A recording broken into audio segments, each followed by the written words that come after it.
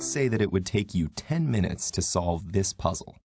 How long would it take if you received constant electric shocks to your hands? Longer, right? Because the pain would distract you from the task. Well, maybe not. It depends on how you handle pain. Some people are distracted by pain. It takes them longer to complete a task, and they do it less well.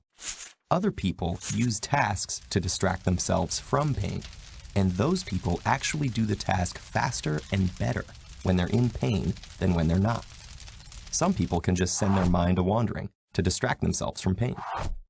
How can different people be subjected to the exact same painful stimulus and yet experience the pain so differently? And why does this matter? First of all, what is pain? Pain is an unpleasant sensory and emotional experience associated with actual or potential tissue damage. Pain is something we experience, so it's best measured by what you say it is. Pain has an intensity. You can describe it on a scale from 0, no pain, to 10, the most pain imaginable.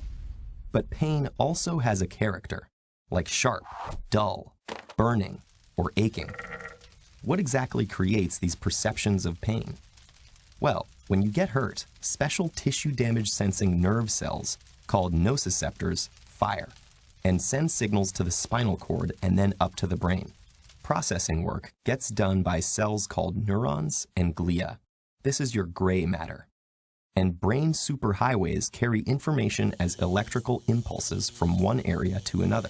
This is your white matter. The superhighway that carries pain information from the spinal cord to the brain is our sensing pathway that ends in the cortex, the part of the brain that decides what to do with the pain signal. Another system of interconnected brain cells called the salience network decides what to pay attention to. Since pain can have serious consequences, the pain signal immediately activates the salience network. Now you're paying attention. The brain also responds to the pain and has to cope with these pain signals. So motor pathways are activated to take your hand off a hot stove, for example.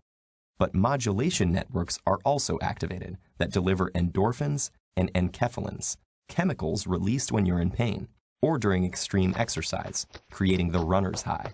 These chemical systems help regulate and reduce pain. All these networks and pathways work together to create your pain experience, to prevent further tissue damage, and help you to cope with pain. This system is similar for everyone, but the sensitivity and efficacy of these brain circuits determines how much you feel and cope with pain. This is why some people have greater pain than others, and why some develop chronic pain that does not respond to treatment, while others respond well. Variability in pain sensitivities is not so different than all kinds of variability in responses to other stimuli. Like how some people love roller coasters, but other people suffer from terrible motion sickness. Why does it matter that there is variability in our pain brain circuits? Well, there are many treatments for pain, targeting different systems. For mild pain, non-prescription medications can act on cells where the pain signals start. Other stronger pain medicines and anesthetics work by reducing the activity in pain sensing circuits, or boosting our coping system, or endorphins. Some people can cope with pain using methods that involve distraction, relaxation, meditation, yoga, or strategies that can be taught like cognitive behavioral therapy. For some people who suffer from severe chronic pain, that is, pain that doesn't go away months after their injury should have healed, none of the regular treatments work. Traditionally, medical science has been about testing treatments on large groups to determine what would help a majority of patients. But this has usually left out some who didn't benefit from the treatment or experienced side effects.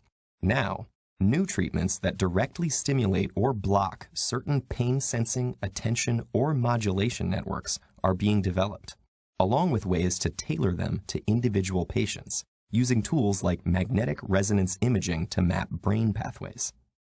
Figuring out how your brain responds to pain is the key to finding the best treatment for you. That's true personalized medicine.